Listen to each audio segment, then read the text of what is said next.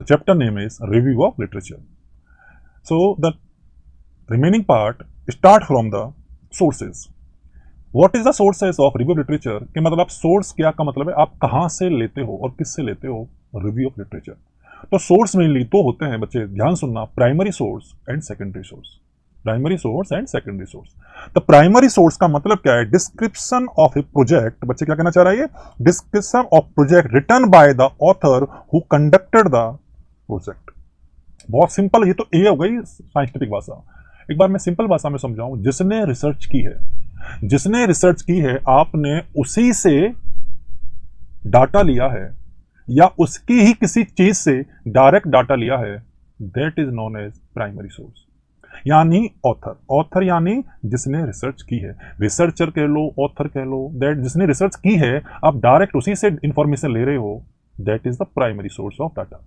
Clear बच्चे? And most primary source are found in published literature. अगर suppose मैं एक रिसर्च करता हूं और मैं उस रिसर्च के एब्स्ट्रैक्ट को पब्लिश करता हूं टीएनआई के जर्नल में. सपोज एग्जांपल के तौर पर मैंने एक रिसर्च किया और रिसर्च करने के बाद मैंने उस रिसर्च को मैंने पब्लिश करवाया टीएनआई में. कहां पब्लिश कर पाया बच्चे? टीएनआई में. मैंने रिसर्च की, मैंने पब्लिश कराई. अब जो भी उस जर्नल को पढ़ेगा, जो भी उस जर्नल को पढ़ेगा, उसको उस टॉपिक से रिलेटेड इंफॉर्मेशन मिलेगी. बट क्योंकि वो जर्नल मैंने डायरेक्ट दिया है, it means that is the primary source. That is very very important. The journal will consider as primary source, क्योंकि वो डायरेक्ट मेरे द्वारा भेजा गया था. That the abstract is directly given by me to the journal and you are reading from the journal. It means the source consider is primary. Good. For example a nursing research article. एक nursing का research जो article है वो जब publish होता है किसी भी जर्नल, किसी बुक में, that is the primary source, because उसी ने पब्लिश करवाया है जिसने वो रिसर्च की है, because he is only authentic person to give the consent to publish his research. तो इसे प्राइमरी सोर्स ही माना जाएगा जब भी आप ऑथर से कोई चीज डायरेक्ट लेते हो या किसी के थ्रू ऑथर की चीज आपको मिलती है, that is the primary source. Good. Example क्या है प्राइमरी सोर्स के? बहुत इंपॉर्टेंट बात है. एग्जाम्पल पूछ चुका है एम्स के अंदर, तो आपने कहा क्या से पूछा था? ये पूछता है which is consider as the primary source of review of literature. Which will be consider as the primary source of review of literature. तो आपको ये पता होना चाहिए कि प्राइमरी में कौन कौन आते हैं. The first thing is diary. If suppose I am doing the research and research process going on 10 month or 9 month or 11 month, it means what I am doing daily, I have written in my diary.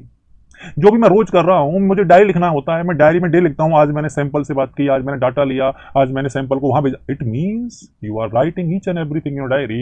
If I will take your diary and take information from your diary, it's your hand written diary, it means it's the primary source. Your diary always consider is the primary source. के लिए बच्चों, then journal. अभी अभी मैंने बताया था that is very important. Journal is the source of primary. ये primary source में काउंट होते हैं. Then letters. आपने सपोज करो कोई लेटर लिखा हो. मैं लेटर क्यों लिखूंगा? लेटर लिखने पड़ते हैं. लेटर क्यों लिखते हैं? लेटर लिखते हैं परमिशन के लिए. किससे परमिशन लेनी है आपको? जहां भी आप सपोज करो you are doing the research on PSC, then you have to take permission from CMHO. If you are doing research on CSC PSC for the any purpose, then you have to take permission from the CMHO of that district. Now the format of letter, if I want from your research, मुझे letter का पता नहीं कैसे लिखना होता है, तो मैं फॉर्मेट देखना चाहता हूं. If I am seeing your letter, it means I am taking information and that information is the source is primary. ये कौन सोर्स कहलाएगा बच्चे? प्राइमरी. तो आपने कहा लेटर्स, ये वो लेटर्स नहीं जो आप कभी लिखा करते थे. नहीं, ये वो लेटर्स नहीं है जो आपने कभी लिखे थे. ये वो लेटर्स हैं जो आपने काम के हिसाब से लिखे थे, पर्पज के लिए लिखे थे. Recorded and transcripted speech. आपकी स्पीच है. आपका कभी इंटरव्यू हुआ था, उस इंटरव्यू में आपसे पूछा गया था what the problem you are faced when you have did your research. तो आप उसका आंसर दे रहे हो. आई हैव दैट वीडियो और audio, I heard that speech and I find okay now the same thing I will do, I will feel the same problem, so I avoid this condition. आप उससे जो सुन के ले रहे हो, आप इसकी जो रिकॉर्डेड स्पीच सुन रहे हो, ये जो लेक्चर मैं दे रहा हूं, ये रिकॉर्ड लेक्चर आपको मिल रहा है और ये रिकॉर्ड लेक्चर से आप इंफॉर्मेशन ले रहे हो, तो ये प्राइमरी सोर्स है. मैं बोल रहा हूं, मेरा रिकॉर्ड लेक्चर है, आप डायरेक्ट देख रहे हो, दैट इज प्राइमरी सोर्स. और always remember that primary source is better than secondary source. मैं वापस से लिख देता हूं बच्चे, इस बात को बिल्कुल भूलना मत. प्राइमरी सोर्स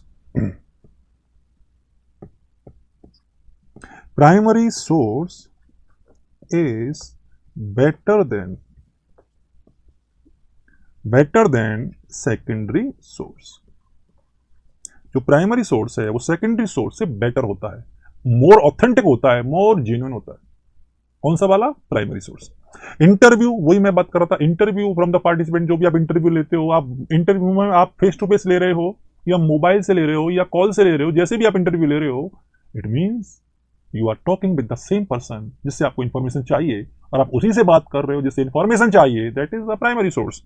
पेंटिंग, ड्राइंग, आपने कुछ कंसेप्चुअल फ्रेमवर्क बनाया, कुछ डिजाइन बनाई, आपने जो पेंट किया, जो ड्रॉ किया, आपका ड्रॉ मुझे मिल गया और मैंने देखा, that is my primary source.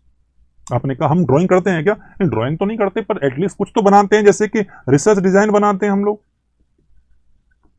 और क्या बनाते हो? Conceptual framework. ये जो आप बनाते हो ये सब डिजाइन में ही तो काउंट होता है, ये सब क्या है? ड्राइंग ही तो है। तो आप इनको देखकर अगर बना रहे हो, it means you are taking the primary source. So they all are example of primary source. Journals है, ट्रांसक्रिप्ट स्पीच है, आपके रिकॉर्डेड वीडियो ऑडियो हैं, ये सब किसमें आते हैं बच्चे? That is primary source. Good. Now the second one is secondary source. Secondary source when you are collecting the information from the other person then the researcher. जिसने रिसर्च की है उसके अलावा आप किसी और से इंफॉर्मेशन लेते हो, that is your the secondary source. आप उससे बात ना करके किसी और से बात कर रहे हो, उससे रिलेटेड इंफॉर्मेशन ले रहे हो, तो आपने उसको छोड़ दिया जिसने रिसर्च किया था और आप किसी साइड वाले से, आप किसी उसके नॉन से बात करके डाटा ले रहे हो, that is your secondary source. And secondary source have less authentic. Clear बच्चे? उसकी रिलायबिलिटी कम होती है। किसकी? सेकेंडरी सोर्स की। पर फिर भी we can use, no problem in that. Primary और सेकेंडरी दोनों काम में ले सकते हैं, पर पूछा जाए विच वन इज बेटर, तो answer is primary, far better. Clear बच्चे? तो primary then the description of study by someone rather than the original. Original के अलावा, यानी जिसने रिसर्च की है उसके अलावा कोई और अगर आपको इंफॉर्मेशन दे रहा है, that is the secondary source. So remember that primary and secondary. आपने क्या एग्जांपल बताइए, उसका एग्जांपल आपको बताया, इसके देखिए, दैट द बायोग्राफी। बायोग्राफी किसी की, आपने कहा जो आपके बारे में जितनी चीजें हैं आपने बायोग्राफी में लिखवा दी। बायोग्राफी बोला है, ऑटोबायोग्राफी नहीं बोला है। ऑटोबायोग्राफी हम खुद लिखते हैं और बायोग्राफी हम किसी को अपॉइंट करते हैं लिखने के लिए। If someone writing my story, that is the biography. If I am writing my life story, that is the biography. Sorry, that if I am writing my self my story, that is autobiography, it is the primary source. If someone other writing my story, that is the biography and that is the secondary source. कोई मेरी कहानी लिखेगा तो biography है, मैं अपनी कहानी लिखूंगा तो ऑटोबायोग्राफी है। ऑटोबायोग्राफी प्राइमरी है और बायोग्राफी सेकेंडरी है। आपने कहा, जैसे आपने मूवी देखी, संजू मूवी बताता है ना, वो सेम चीज है। देन हिस्टोरीज। जो हिस्ट्रीज है वो आदमी खुद नहीं लिखता, हिस्ट्री हमेशा कोई और लिखता है। जो हिस्ट्री बनाता है वो हिस्ट्री लिखता नहीं है। अगर हिस्ट्री बनाने वाला हिस्ट्री लिखने लग गया तो हिस्ट्री बनाएगा कब? जब हिस्ट्री बनाते हैं तब वो हिस्ट्री लिखने पे ध्यान नहीं देते हैं। Suppose example that Maharana Pratap ji. तो Maharana Pratap have so many struggle in life but he never bow down in front of the ruler. तो वो जो हैं अकबर के सामने कभी झुके नहीं थे, उन्होंने बहुत सारे स्ट्रगल किए, सेक्रीफाइस किए, but this is the history of Maharana Pratap. But उन्होंने खुद ने नहीं लिखा ये बात कि मैं अब जंगल में बैठा हूं, मैं घास की रोटी खा रहा हूं या फिर मैं कुछ भी कर रहा हूं। ये बात उन लोगों ने लिखी जो महाराणा प्रताप के संघर्ष को देख रहे थे। तो अगर वो लिख रहे हैं तो that is the secondary source. अगर महाराणा प्रताप खुद लिख के चले जाते, that is the primary source. तो हिस्ट्री बनाने वाला कभी हिस्ट्री नहीं लिखता, हिस्ट्री को देखने वाले हिस्ट्री लिखते हैं। समझ में आ रहा है ना बच्चे? तो हिस्ट्री हमेशा सेकेंडरी सोर्स माना जाता है। क्रिटिसिज्म, बुराई, आलोचना, खुद की कोई नहीं करता, बुराई दूसरा ही दूसरे की करता है, और जब दूसरा करता है that is the secondary source. Then books. Books में जो लिखा होता है that is the secondary source. आपने कहा बुक में तो सब कुछ, बुक में जो लिखा है बहुत सिंपल सा fund. If suppose I am writing a book on anatomy in the cardiovascular system, I write down that the heart has 4 chamber. Heart has 4 chamber. आपको कैसे पता? मैंने देखा। आपने किसी और की इंफॉर्मेशन को अपनी बुक में लिखा और उस बुक को मैं पढ़ रहा हूं, दैट इज सेकेंडरी सोर्स। आपने तो हर हट को ओपन करके नहीं देखा, ना आपने हट के ऊपर रिसर्च किया, कुछ भी नहीं किया आपने, और आपने सीधा लिख दिया क्योंकि सब यही कहते हैं 4 चैम्बर होते हैं और ये प्रूफ हो चुका है। आपने तो प्रूफ नहीं किया ना। तो इसका मतलब बुक्स में जो भी लिखा है that is the secondary source. Then newspaper article, these all are the secondary source. Secondary source के एग्जांपल याद रखना, बायोग्राफी है, हिस्ट्री है, क्रिटिसिज्म है, बुक है, न्यूज़पेपर के आर्टिकल्स है। Good. That is very electronics database. अब ये सोर्स हम प्राइमरी सेकंड देख चुके हैं, अब मैं ये बता रहा हूं कि इलेक्ट्रॉनिक मीडिया इंटरनेट, क्या वहां से भी सोर्स मिल सकते हैं या क्या वहां से भी रिव्यू ऑफ लिटरेचर मिल सकता है? बिल्कुल मिल सकता है। रिव्यू ऑफ लिटरेचर आजकल पता है आपको, ई लाइब्रेरी स्टार्ट हो चुकी हैं। Each and every big institute have the E library, और वहां पर आप उसे फॉलो कर सकते हैं। तो बहुत सारी मैं इंडेक्स बता रहा हूं, साइट बता रहा हूं जहां से आपको रिव्यू मिल सकता है। The first one is CINAHL. अपने पास सिनहेल क्या है? That is the cumulative index to nursing and allied health literature, that is the which one? CINAHL. कब है? 1982, और 1988 के अंदर इसका पहला आर्टिकल आया जर्नल में। तो दैट इज द, ये एस्टैब्लिश कब हुआ? That is true, that is 1992।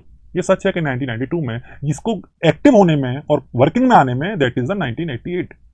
That is the most used site और the portal use in nursing. सबसे ज्यादा यही नर्सिंग में यूज होता है। Which one? They ask in AIIMS Raipur this question, mostly used in nursing. Which one? Sinhel. It provide almost 2,717 journals. That is a large number. Approximate 3,000 journal ये publish करता है. That is the big number. So you have lot of source of the review literature. तो आपके पास बहुत सारे source हैं, आपको कितना भी लो जितना आपकी इच्छा. So that is the electronic database. First one is Sinhel. After the Sinhel, Medline. Medline also will consider PubMed, and PubMed is mostly used in the nursing also.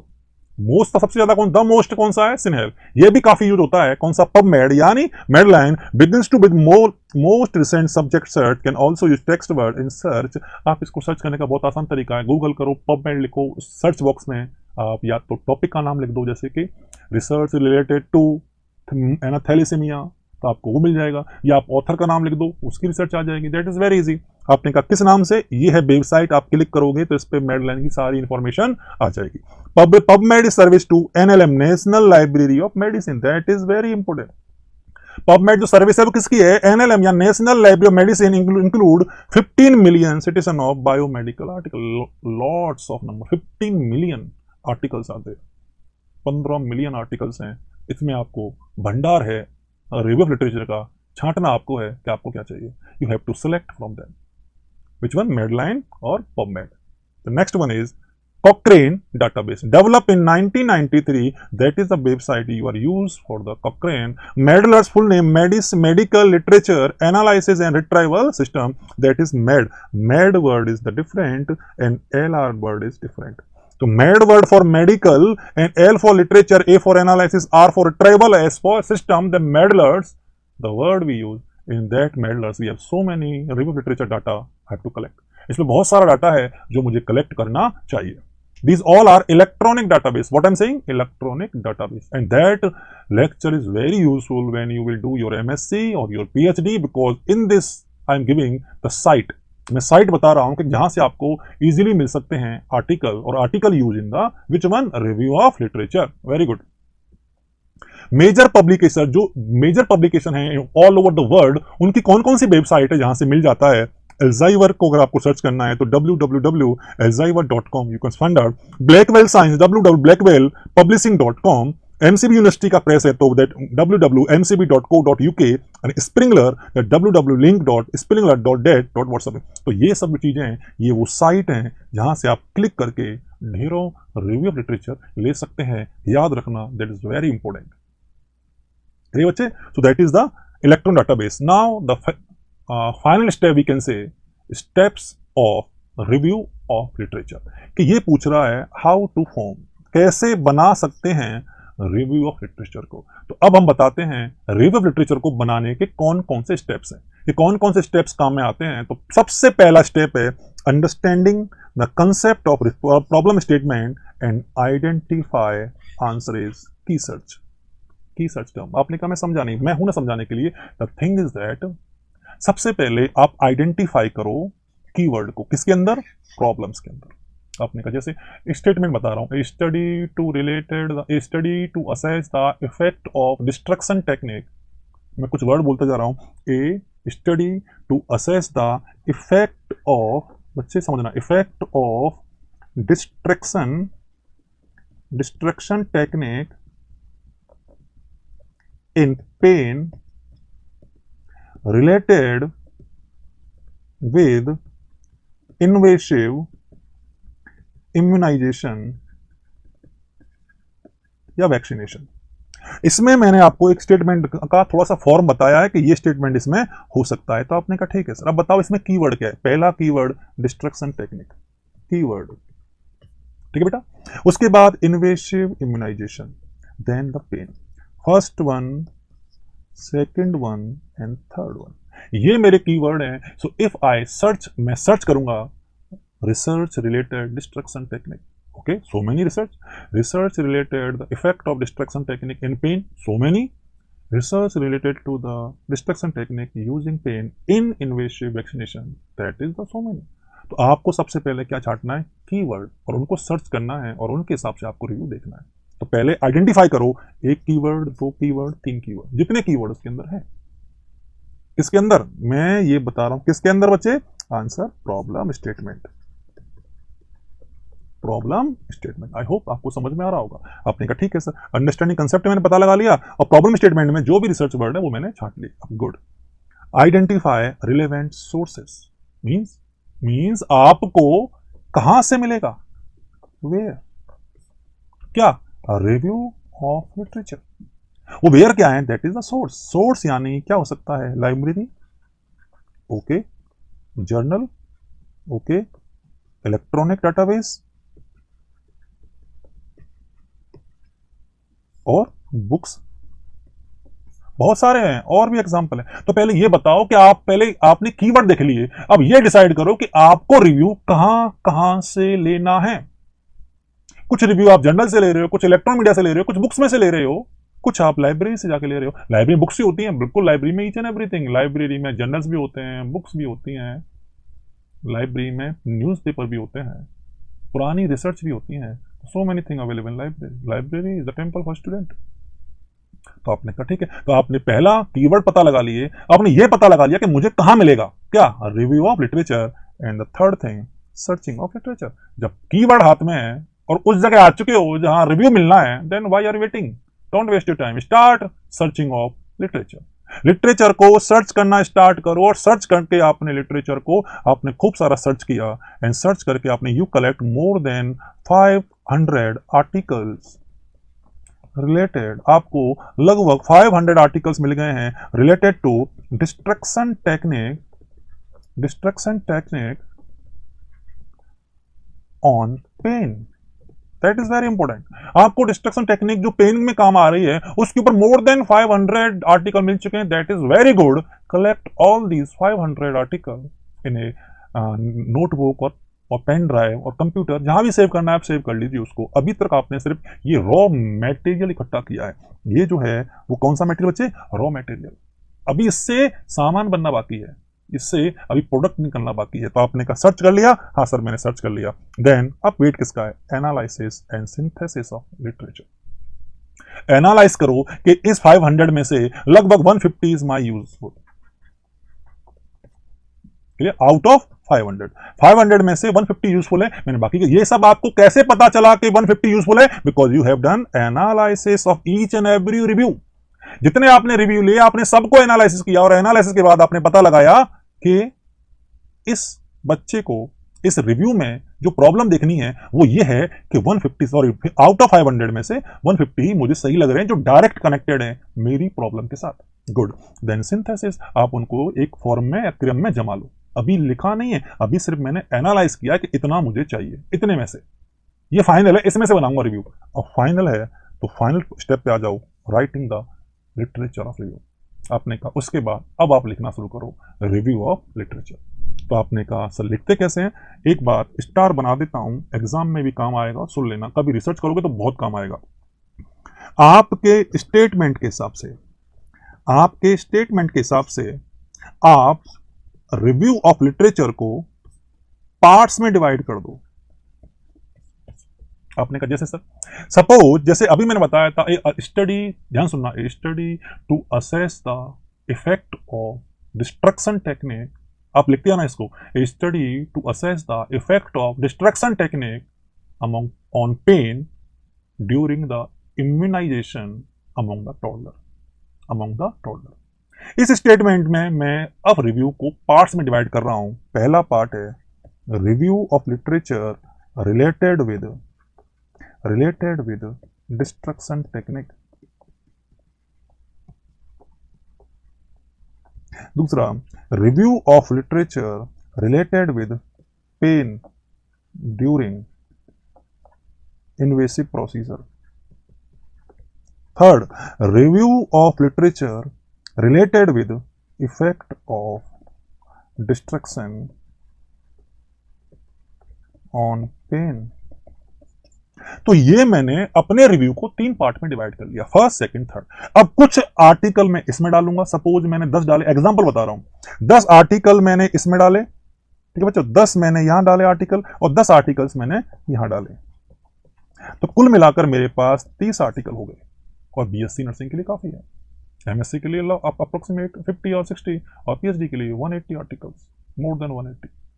So that is good. तो मैंने उस review को मैंने part में divide करके और अब मैंने लिख दिया रिव्यू 10 10 और 10 30 आर्टिकल लिख दिए। That is the very important. आपने कहा सर लिखते कैसे हैं आर्टिकल को? सबसे पहले मैं बता चुका हूं, या तो आप अल्फाबेटिकली लिखना और या आप क्रोनोलॉजिकली लिखना, या तो आप जिसने रिसर्च की है उस व्यक्ति के नाम के हिसाब से लिखना और या फिर क्रोनोलॉजिकली लिखना। एक बात और सुनो, सेम कॉपी नहीं करना, सेम कॉपी मत करना। जैसे आपको कहीं आर्टिकल मिला है उसे उठाकर हूबहू मत रख देना। अगर सेम कॉपी करोगे that is the plagiarism, that is the plagiarism, and plagiarism is not allowed in research. Plagiarism is copy करना। तो आपने कहा सेम कॉपी नहीं करना है सर, नहीं करना है, देना मैं कैसे लिखूंगा इसको? फिर मैं एक एग्जांपल बताता हूं कैसे लिखते हैं। Piyush conducted a research in 1988 in D.Y. Patil University.